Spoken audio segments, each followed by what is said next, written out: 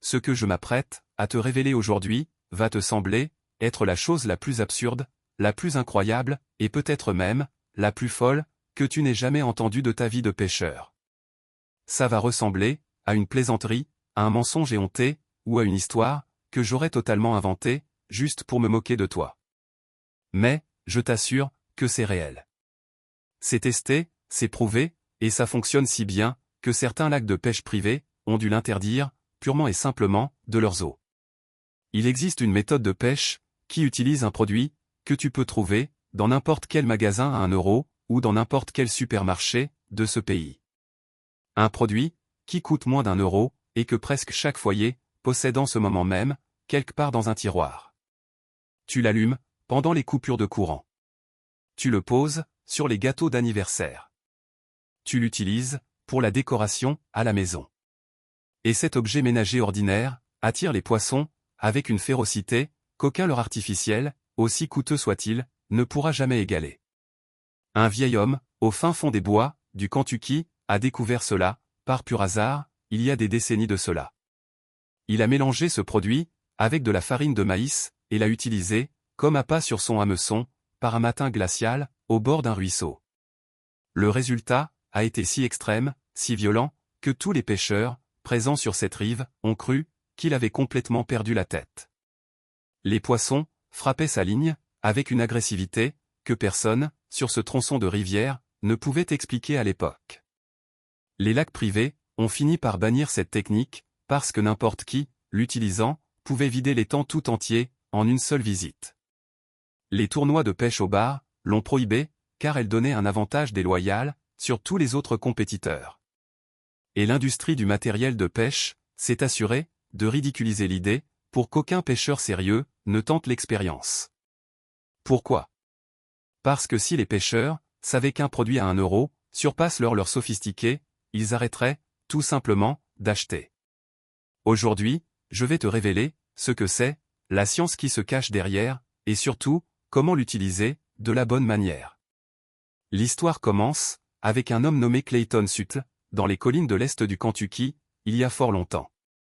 Clayton avait environ 70 ans, et il pêchait dans les criques et les vallées depuis qu'il était enfant. Il vivait de la terre, ne possédait pas de boîte à pêche moderne, et n'avait jamais dépensé un seul centime pour des appâts de magasin. Tout ce qu'il utilisait provenait de sa cuisine, de son jardin, ou de ce qu'il pouvait trouver autour de sa cabane. Un matin glacial de novembre, il préparait une pâte de farine de maïs au bord du ruisseau, avant les premières lueurs du jour. Le vent soufflait fort et a renversé une bougie qu'il avait allumée sur un rocher plat, juste à côté de son bol. De la cire chaude a coulé directement dans la pâte de maïs et s'est mélangée avant qu'il ne puisse faire quoi que ce soit. Clayton ne voulait pas gaspiller sa préparation, alors il a haussé les épaules et s'est dit que cela n'aurait aucune importance. Quand il a lancé cet appât étrange et cireux, dans l'eau sombre, un achigan à grande bouche a mordu en quelques secondes. Il n'avait jamais ressenti une attaque aussi rapide ou aussi agressive en 50 ans de pêche dans ce même ruisseau. Il a sorti le poisson, a relancé, et un silure a frappé l'appât avec la même fureur. Puis un crapet, puis un autre bar. La canne n'a pas arrêté de plier pendant 2 heures consécutives. Au lever du soleil, il avait attrapé plus de poissons qu'il n'en attrapait normalement en 3 semaines sur ce même secteur. Ce matin-là, Clayton a compris qu'il était tombé sur quelque chose que personne d'autre au monde ne connaissait. Et il a utilisé de la cire de bougie fondue dans chaque appât qu'il a fabriqué pour le reste de sa vie. Bienvenue sur cette présentation. Si c'est ta première fois ici, sache que c'est exactement ce que nous faisons chaque semaine. Nous récupérons les connaissances de pêche que l'industrie enterre pour te vendre des produits chers. Abonne-toi et clique sur la cloche pour ne jamais manquer un secret que nous révélons ici.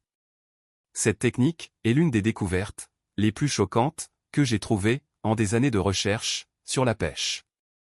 J'ai rassemblé tout ce que l'industrie ne veut pas que tu saches dans un manuel spécial. Des appâts faits maison qui coûtent des centimes et fonctionnent mieux que ceux du commerce. Des attractants naturels qui font venir le poisson à toi. des techniques de vieux pêcheurs, que plus personne n'enseigne. Comment lire l'eau, pour savoir exactement où les poissons se cachent. Et le secret des phases de la Lune, que les anciens ne partageaient jamais. Tout est là, sans fioriture, droit au but. Mais reste bien ici, car la vidéo ne fait que commencer. Maintenant, je vais te dire exactement ce qui est tombé dans la farine de Clayton ce matin-là. De la cire de bougie. Une simple bougie blanche, domestique, qui coûte moins d'1 € au magasin du coin. Et maintenant, je vais t'expliquer la science qui rend la cire de bougie si redoutablement efficace. La plupart des bougies sont faites de cire de paraffine, qui est un sous-produit du pétrole, avec des propriétés uniques. Quand la paraffine se dissout lentement sous l'eau, elle crée un film huileux, extrêmement fin, qui se propage dans toute la zone. Les poissons possèdent des organes, appelés lignes latérales, qui détectent les plus infimes changements de pression d'eau et de texture. Ce film huileux excite la ligne latérale, comme rien d'autre de naturel ne le fait dans l'eau, et le poisson vient enquêter. C'est la même réaction qu'un poisson a lorsqu'un poisson à pas blessé laisse échapper des huiles et que le prédateur se rapproche. Le deuxième facteur est que la paraffine scelle la pâte de farine de maïs, la rendant imperméable sur l'hameçon. Une pâte de maïs normale se dissout en quelques minutes, mais une pâte enrobée de cire reste intacte pendant plus d'1 heure, facilement. Ton appât reste sur l'hameçon plus longtemps, ce qui signifie plus de temps dans la zone de frappe pour attraper du poisson toute la journée. Le troisième élément est la rétention des odeurs. Parce que la cire emprisonne l'odeur du maïs à l'intérieur et la libère très lentement. Au lieu d'une explosion d'odeur qui s'estompe rapidement, tu obtiens un flux constant qui continue d'attirer les poissons. Pense à cela comme à une capsule à libération prolongée qui continue de fonctionner longtemps après qu'un appât classique se soit désagrégé. Le quatrième facteur est la texture, car la cire donne à la pâte une sensation ferme et caoutchouteuse que les poissons adorent mordre. Avec une pâte ordinaire, un poisson la goûte et la recrache souvent. Mais avec la pâte cireuse, il s'y accroche et c'est là que tu ferres. Cette demi-seconde de morsure, en plus, fait toute la différence entre une prise réussie et un échec à chaque fois. 4 avantages qui travaillent ensemble. Un film huileux, un seau imperméable, une libération lente d'odeur et une texture ferme. Aucun leurre artificiel, dans aucun magasin de pêche de ce pays, ne peut reproduire ces 4 éléments en même temps. C'est pourquoi Clayton n'a jamais acheté un seul leurre et a surpassé tout le monde sur chaque ruisseau qu'il a visité. Maintenant, tu dois savoir quel type de bougie fonctionne le mieux pour obtenir des résultats maximum une fois au bord de l'eau. Les bougies en paraffine, blanches, simples et non parfumées, sont les meilleures, car la cire est pure et fond proprement. Les bougies en cire d'abeille fonctionnent encore mieux, car la cire naturelle a une odeur sucrée, dont les poissons sont naturellement friands. Les bougies parfumées, à la vanille ou au miel, ajoutent une couche d'attraction supplémentaire, à laquelle les poissons répondent très bien. Évite, par contre, les bougies fortement colorées, car les colorants chimiques peuvent repousser les poissons loin de ton appât très rapidement. Évite aussi les bougies à la citronnelle, car les produits chimiques, répulsifs pour insectes, feront fuir chaque poisson en un clin d'œil. Plus la bougie est bon marché, mieux c'est, car la paraffine simple offre la fonte la plus propre pour ta pâte. Les bougies des magasins à 1 € sont les meilleures pour cette technique, et Clayton les utilisait à chaque fois. Maintenant, voici les étapes, pas à pas, pour fabriquer cet appât à la cire de bougie, chez toi, de la bonne manière. Prête une attention particulière à chaque détail, car chacun d'eux fait une réelle différence sur le résultat final. D'abord, prends une bougie blanche, non parfumée, la moins chère possible. Coupe la bougie en petits morceaux, environ de la taille d'une pièce de monnaie, et mets-les de côté, dans un bol propre. Tu auras besoin d'environ une demi-bougie pour une journée complète de pêche, du matin jusqu'au soir.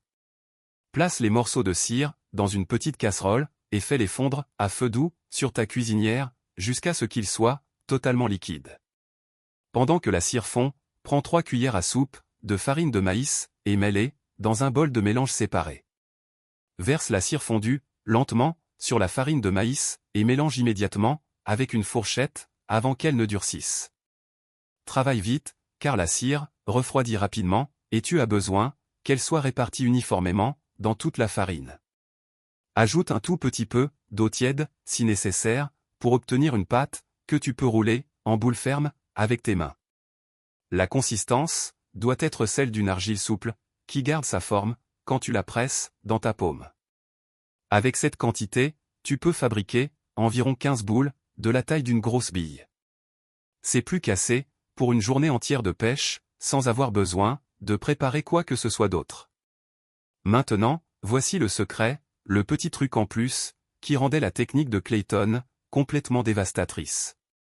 Avant de rouler les boules, ajoute une cuillère à soupe de graisse de bacon au mélange de cire fondue et de farine de maïs. La graisse de bacon ajoute une odeur de graisse animale, qui se combine avec le film de paraffine pour un double déclencheur. Les poissons sentent la graisse animale de très loin, puis le film huileux active leur ligne latérale de près. C'est un enchaînement en 2 temps qui les frappe à distance, puis les excite quand ils s'approchent pour mordre. C'est ce qui séparait Clayton de tous les autres pêcheurs sur chaque rivière qu'il a fréquentée.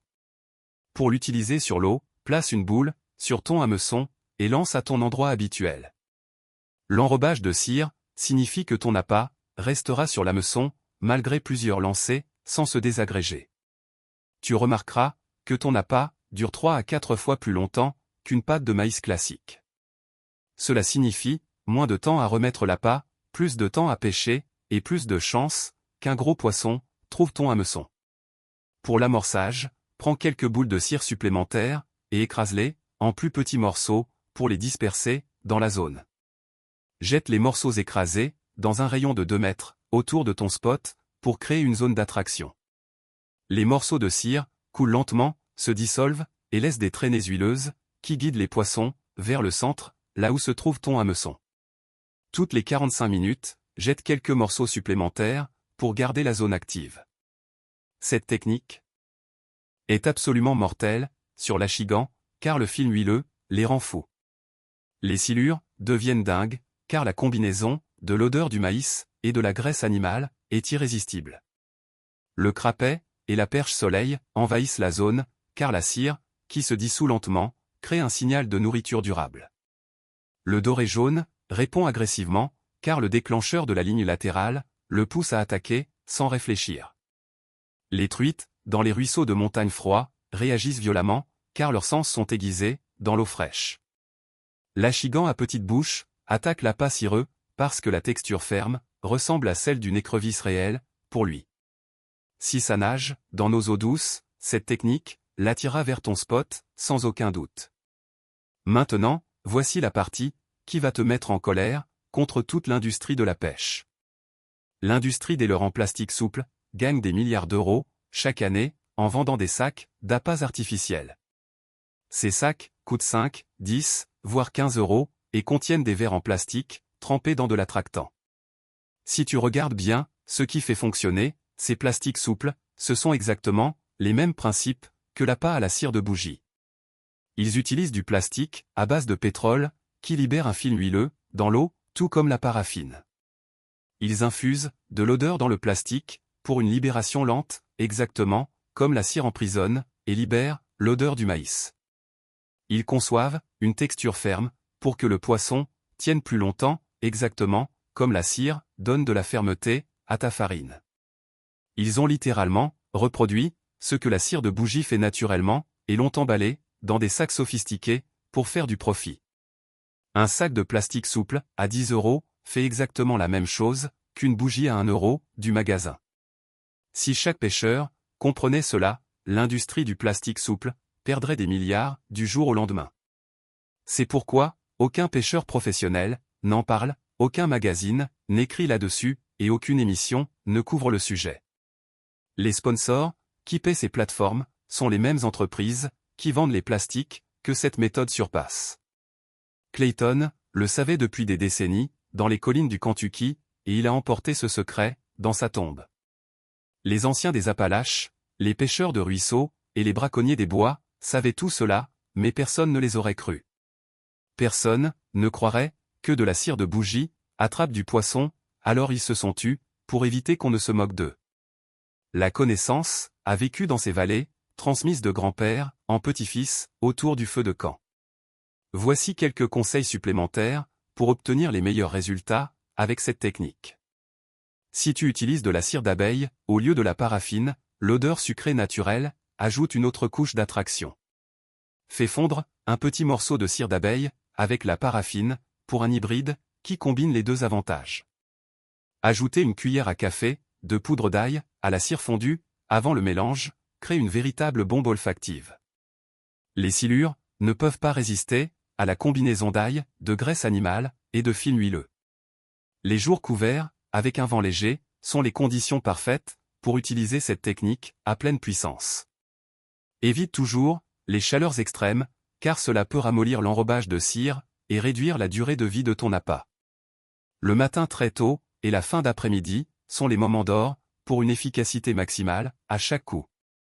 Conserve tes boules de cire terminées dans un récipient scellé et elles dureront des mois sans s'abîmer.